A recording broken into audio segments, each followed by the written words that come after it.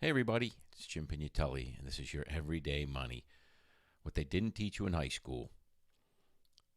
It's January 19th, 2021, one day before the inauguration. So could be a pretty big, exciting day. Let's see what that whole thing turns out to look like. Um, so this is really about the road to financial independence, and I think I want to start the show a little bit with who am I and why am I even doing this? So I have three kids. I've all graduated from college. One's getting married. One, they both moved away. So all three of them, everyone's moved away. And, we've talked a lot about money and real estate, investing, debts, student debts, how to pay them off faster.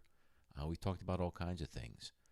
And when I was talking to my daughter, she said, "Dad, I think there's an opportunity out here for you to help teach this to other people, and it's turning into a passion.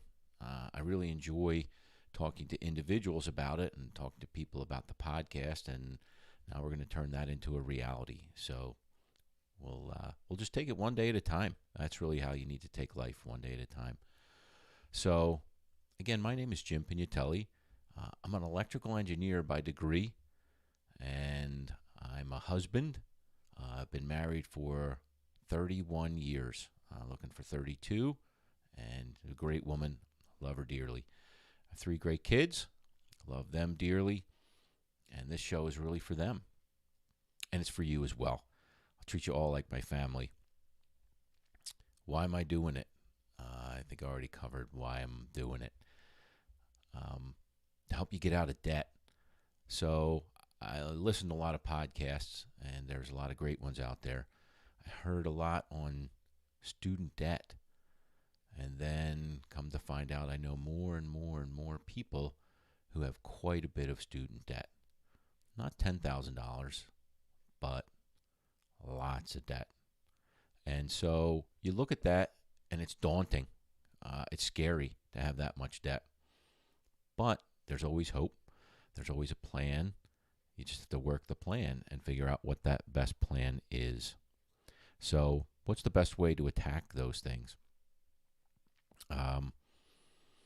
Student loans, credit cards, bank loans. There's good debt and there's bad debt. If you took out a student loan, I sure hope that you're reaping the benefit of your student loan. There's ways that you can consolidate your debt. So we've looked at things like when I looked at my daughter's debt, she took a loan every year. Every year she took a loan, and she just happens to be the last one to have graduated. Both my boys did the same. So I looked at the debt, and you would see, this semester there was this much debt. The next semester there was more debt, and it went on for 4 years. So the debt piled up. Based on the kind of loan you get, interest may or may not accumulate. But once you graduate, interest is there. So interest will accumulate from that point forward. You have to figure out a way to get yourself on a budget to pay it off. There's really only two ways to attack a budgetary issue. So our country is printing money right now, and it's an abomination. That's a whole different macroeconomic global issue that there are people who are a heck of a lot smarter than I am trying to figure out, or maybe they're not trying to figure it out anymore. We have a giant national deficit, and we are going to continue to write checks, but they won't let you do that. You can't run a deficit. You run a deficit too long, you'll find yourself in this thing called bankruptcy, and nobody wants to be bankrupt. So what's a deficit even mean? A deficit is when you spend more than you take in. And there's lots of ways to do that. Some are more fun than others. Some are good. Actually, none are good. There's never a good reason to spend more than you take in. That's not true. There is some reasons.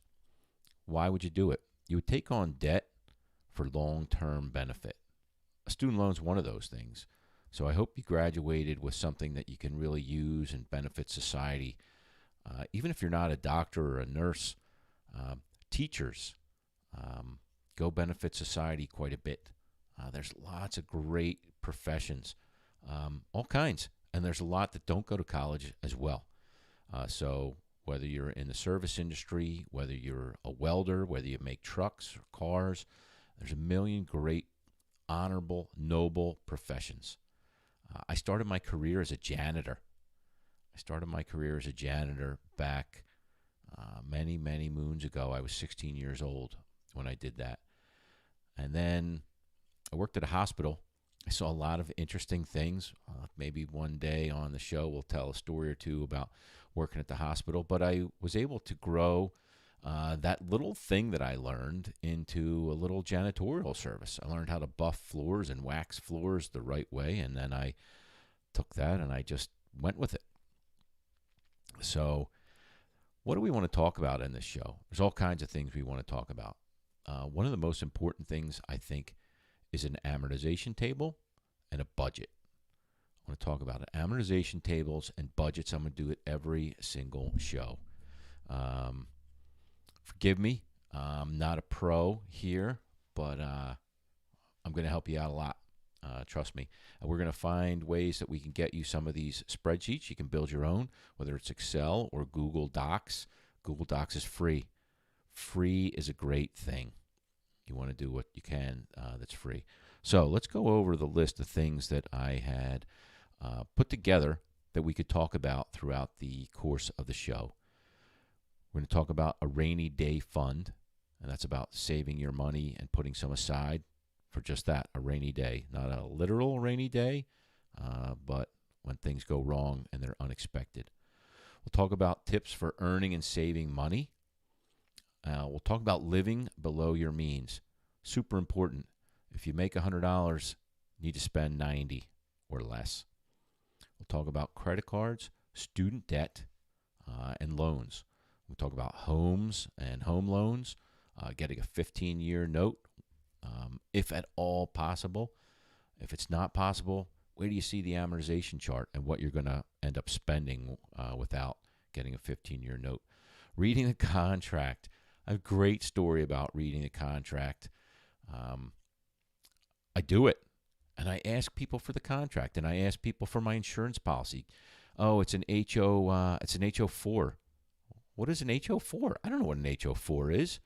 Can somebody please tell me what an HO4 is? It's standard. Just get it. Just sign the papers. I'm not going to sign the papers. I want to know what's in an HO4, what's covered, what's not. Read the contract. You're paying for it. You have the right to know. Or same with your lease. What's in your lease? Can you paint the walls? Can you not paint the walls? What does it mean to get out? How are you going to get out of this lease if you need to get out of this lease for some reason? There's always a way. Sometimes it's going to cost you. Excel and Google Sheets. I love Excel. You can fundamentally use Excel, or you can really take the advanced course. We're going to teach you maybe middle of the road, and we'll actually spend some time. I'll carve out a whole lesson on Excel, and you can kind of walk through it with me, or Google Sheets. You can walk through it with me, stop the video, make sure you can do what I'm doing, and keep going. Understanding your pay stub. So this FICA guy, he takes a big chunk out of your pay stub every time you get paid. Who is FICA, and what's he doing to you? I think in the end, the number that seems to work for me is about 0.66.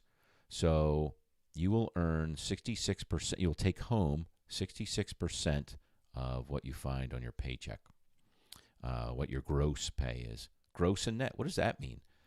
Gross is the amount. So let's say you're getting $10 an hour. You work 40 hours a week. There's $400. That's your gross. That's your gross. Net, take that number times 0.66. That's what you're going to take home. That's the money you have to play with. Now, there's some other things you can do. You can save pre-tax. Isn't that nice? Everybody likes to avoid taxes. So we're going to get to that. How much can I really afford? Wow, the banks will tell you can afford an awful lot, but they're not the ones who have to sleep at night.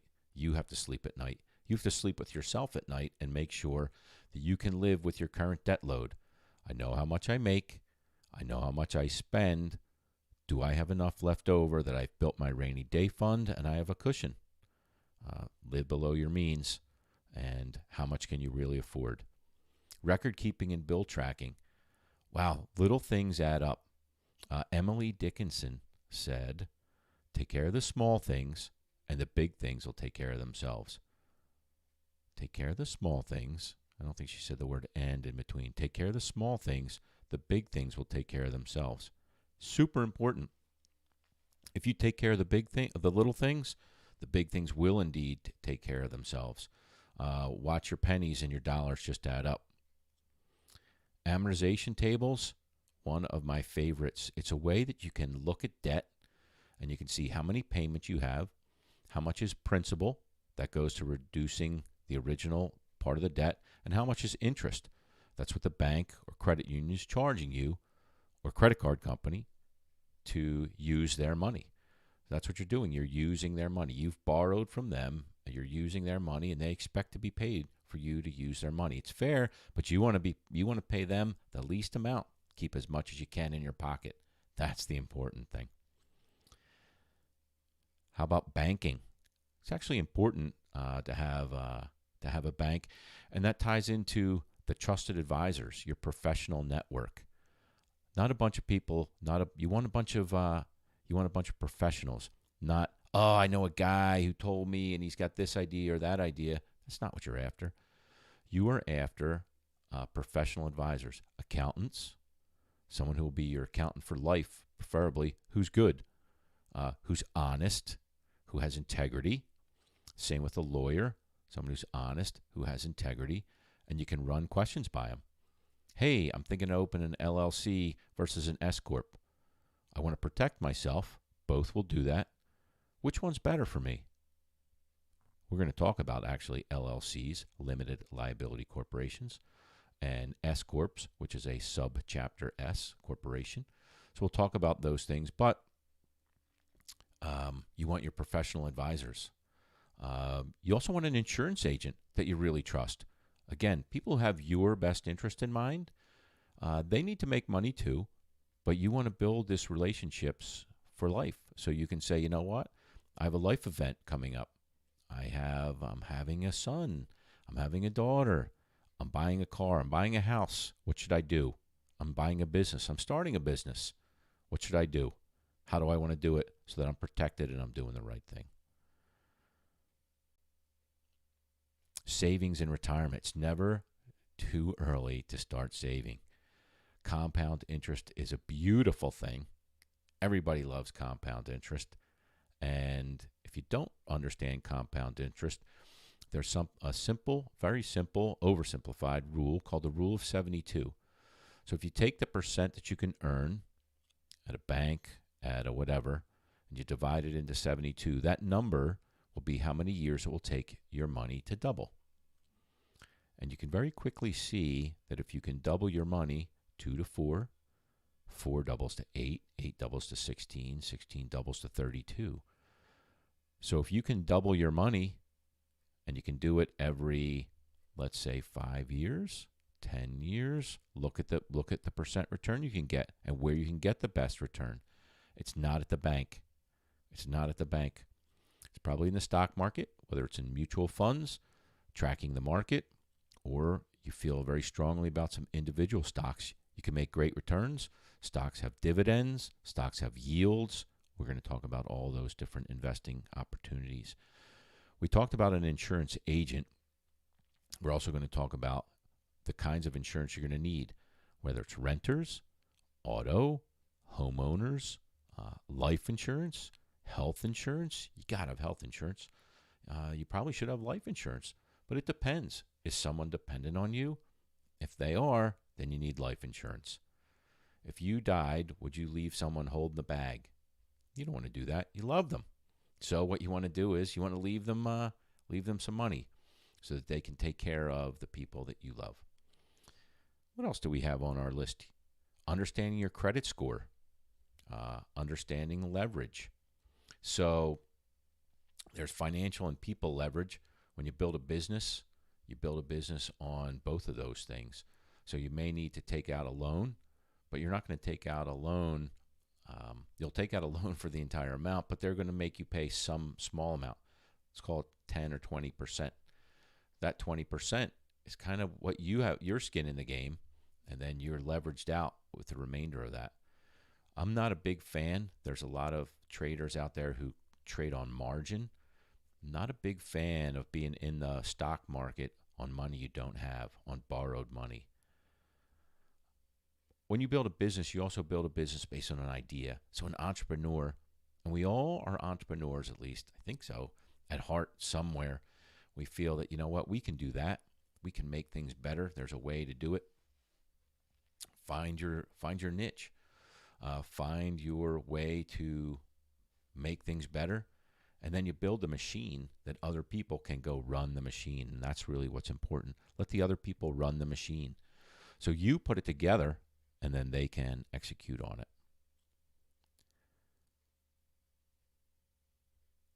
I've been fired a couple times in my life. One, I was laid off. One, I was just fired. I think I was 17 when I was fired. We'll talk about that. I think I deserved it, actually. And I lived through, actually, the times I was laid off as well. So it can open opportunities that you might not have found if you would have stayed in the same place. So luck. Talking about luck. Luck plays into everything. You know, people say, "Oh, I'm so great, I'm so wonderful." Maybe some of them, that's true, but maybe some of it is luck. But luck does favor the industrious. Work hard, maybe you get a little luckier. And then there's opportunities. Opportunities come, you got to recognize them. And you have to be able to not be afraid and dive in to that opportunity when it arises. Who knows what it's going to be? Take it head on. What's the worst thing that can happen?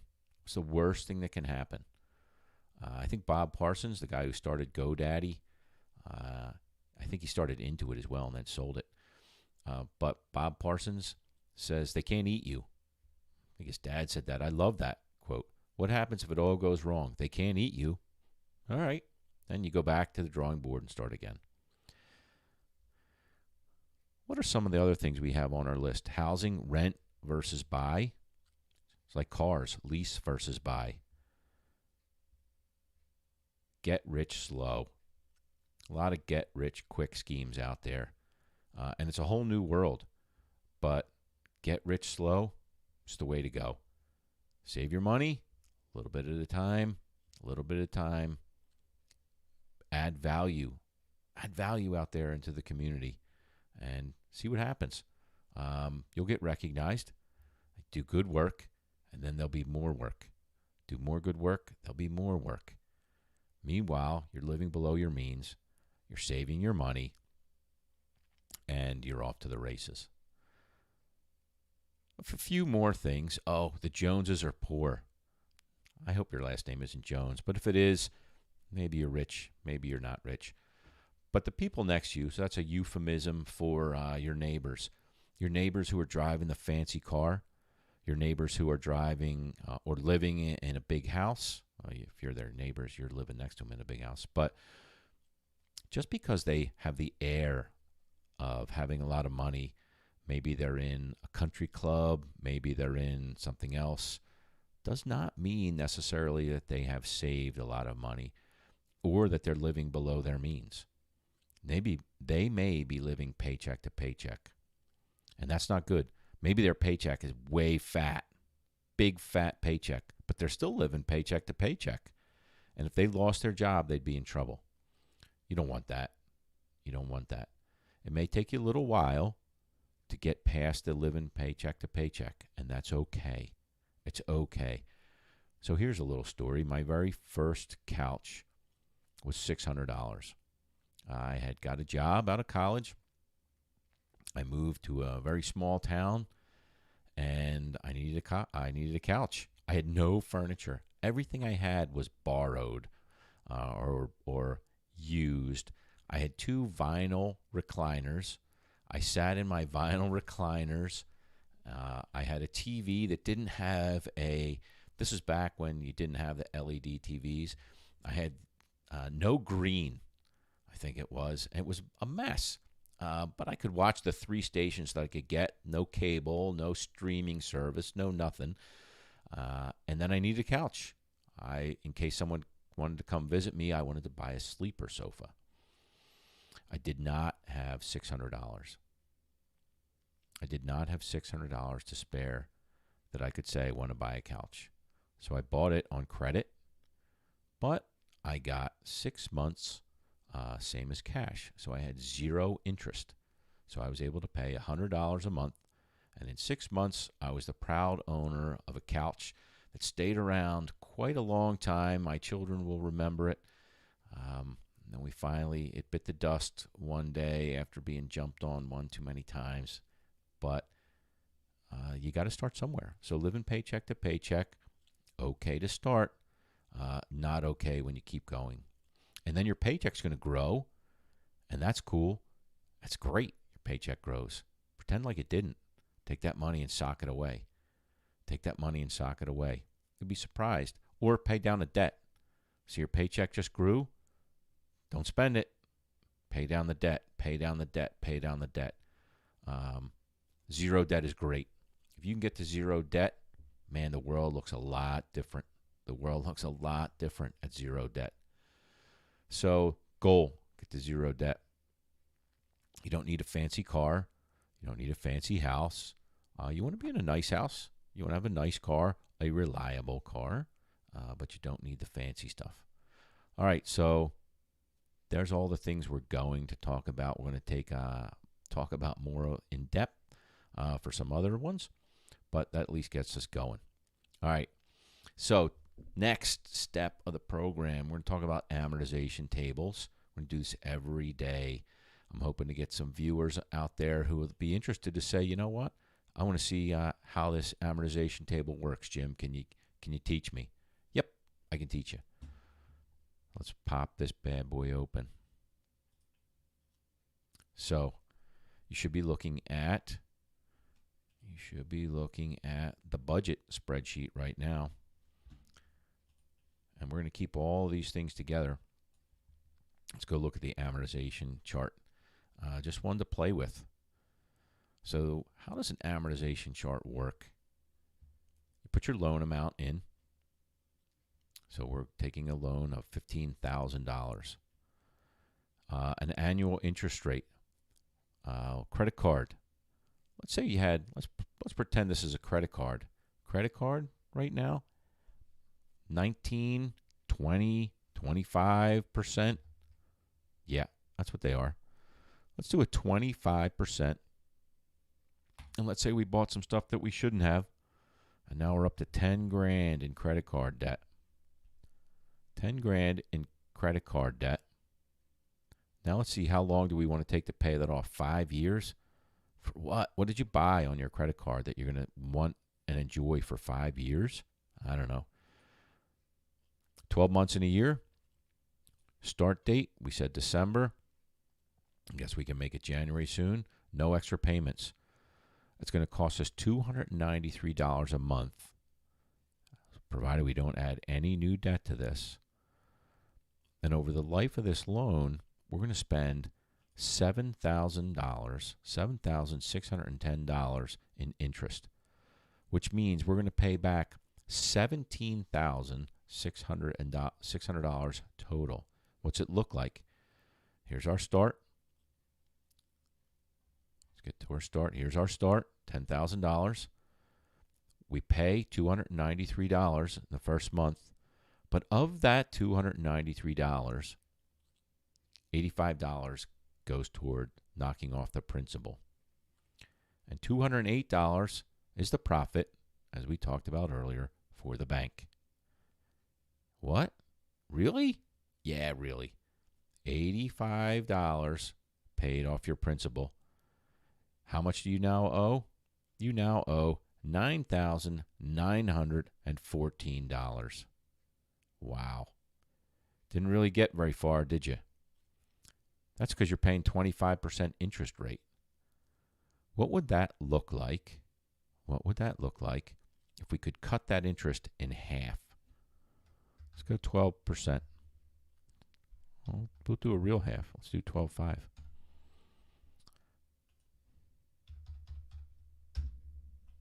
There. Now we cut it in half. Now, first of all, our payment, instead of being $283, is $224. And look what we're paying on principal. $120 in principal. So almost half of our payment goes to principal. Not bad. Not bad. And now we can just track it down. Here's what our ending balance is. Here's what our interest is. Here's what our cumulative interest. So our interest, as we continue to add up, the accumulation of interest and the reduction of our principal. So it takes 5 years, 60 months. And now, instead of paying the $7,000 that we talked about, we're paying roughly half.